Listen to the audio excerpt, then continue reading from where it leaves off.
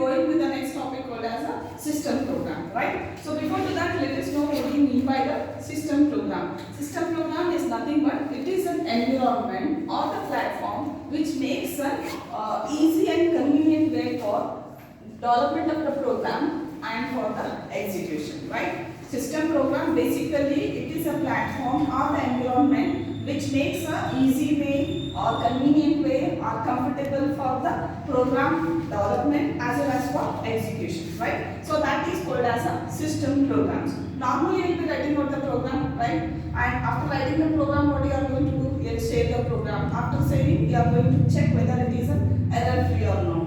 After checking that, when you are debug the program, finally you are going for an execution. So what are this process? What is this steps that you are going with? That is nothing but a system program. That is an environment which is providing you a comfortable way or the convenient way for this development of the program as well as for execution of program, right? And some of this program we say they are the user interface, and some of them are easy and some of them are complex, right? And each and every program varies it, right? One program may be easy, another program may be a complex. It differs, right? And if it is simple, it is very easy for you to debug it and execute. If it is complex, then obviously it takes more amount of time for execution. This is what we term it as a system program, right?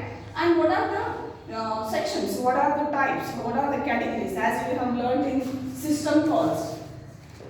In system calls also, we have a certain categories, right? In a similar fashion, in system program also we have a different types of categories. So I have listed some of them. Like programming language support is the first category or the first type of the system program. Program loading and execution. Third one is communication. Fourth is background services. Fifth is file manipulation. Sixth is status information. These are nothing but these are the types or the sections, or else you can say the categories of the system program. Whatever it is related to the program, that is being written out here, right? In the program, what are the things you will be having? You will be using a programming language support. Yes. Which particular programming language you are using, and what are the supporting things? What are the supporting softwares? What are the supporting applications that you require? That will be written into that will be coming under this programming language support. What sort of the things programming language which is taking support of it for execution of the program. The first point is programming language support. So here I have written which are these compilers, assemblers, debuggers, interpreters are the some things which has been provided under the programming language support. Everyone have heard about this. Compilers will be using a compilation, right? I told you once we write the program. This is our program of 50 lines of codes. 50 lines of codes is our program, right? And that program is written in C language. Let us consider, okay? We have written in C language or else in CPP or else in Java, whichever it is, right? Whenever you are writing any of the programming language, so it will be followed with this language support. Which sort of language support it is going to utilize? Either you will be using compiler, obviously you will be using compiler, assemblers, debuggers, interpreters, right? Once you write out completely the program, what is the first step?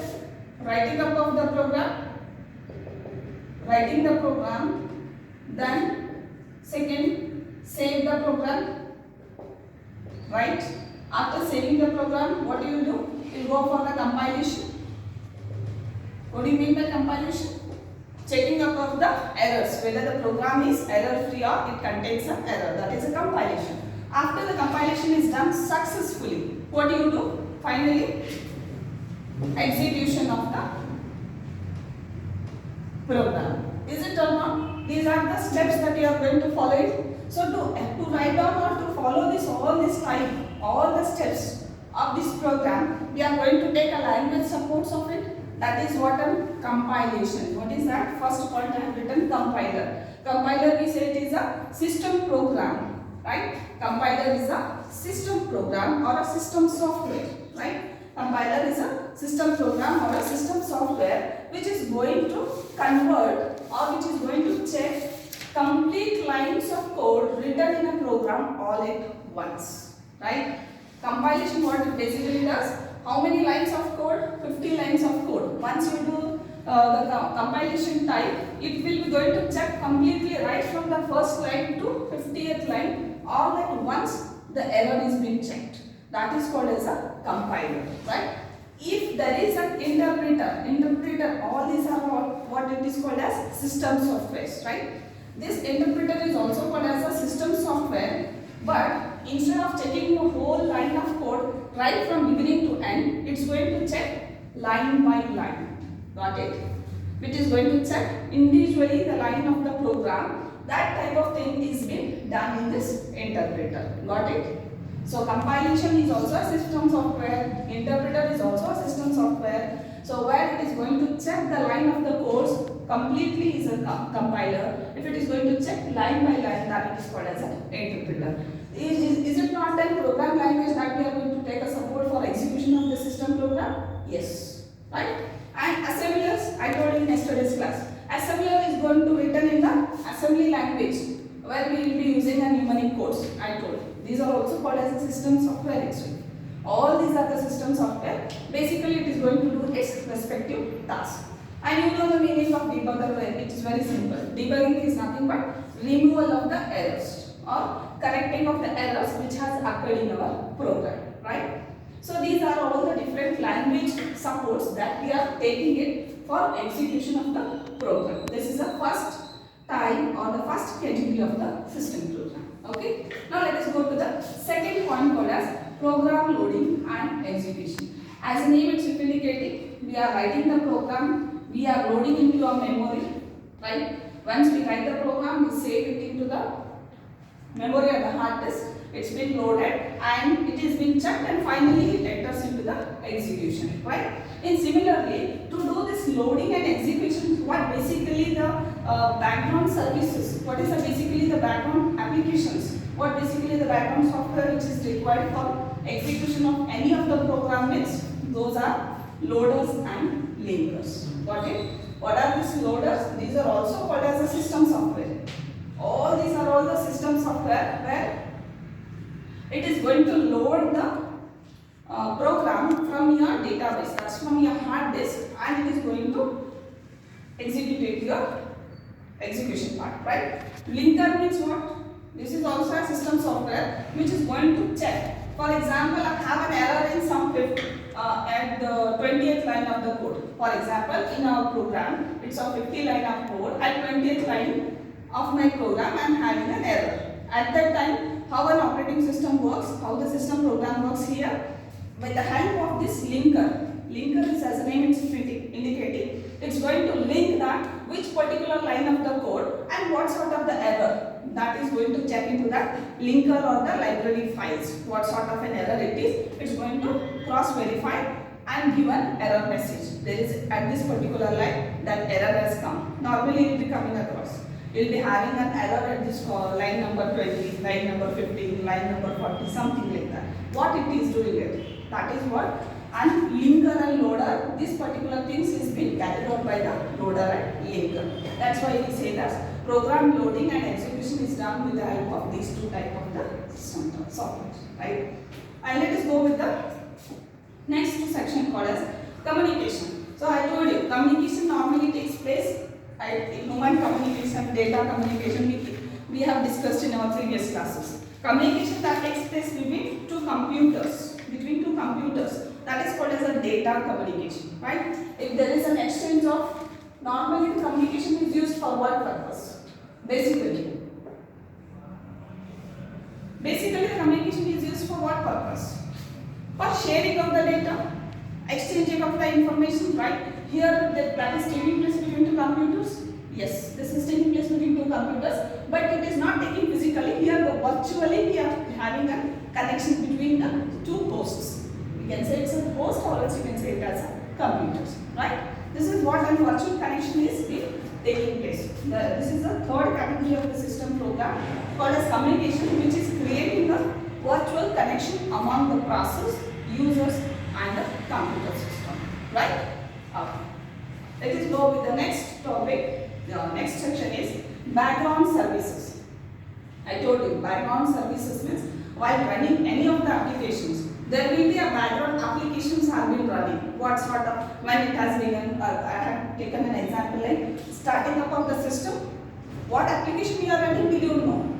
But what the background services it is being carrying on, like while we are doing any of programs, right? While doing the programs, the background, there will be an application will be running up, right? That applications we may say it as a startup of the system when it has started, okay? And when it has terminated, that particular, though we are not considering exactly, but to do any of the process, this background services plays a vital role, right? It plays very important role, okay? Which says the beginning and the end of the process. Whatever the applications, whatever the installations, whatever the program executions, whatever you are doing it, everything is going to look after that applications is running, that services has been provided by an operating system. That's a background services, right? And next is file manipulation. This we have been frequently coming under our system software, in our system program, in our system services, in our system call also, right? But the file manipulation is normally used for what purpose I told in the previous class also. This manipulation is basically done for the file, for reading of the file, or writing about the file, or creation of the file, updating the file, or deleting the file. So what are these basically the operations? For example, I have a file. Once this program is being loaded, let us take the same example. This program is being written and it is saved, right? It means that it is saved means whenever next time I want to read the same program, what do? I will be simply using an operation. What is a file operation? File manipulation. In the file manipulation, I want to take that file once again. Next, what particular operation I am going to have here? I want to read this file once again.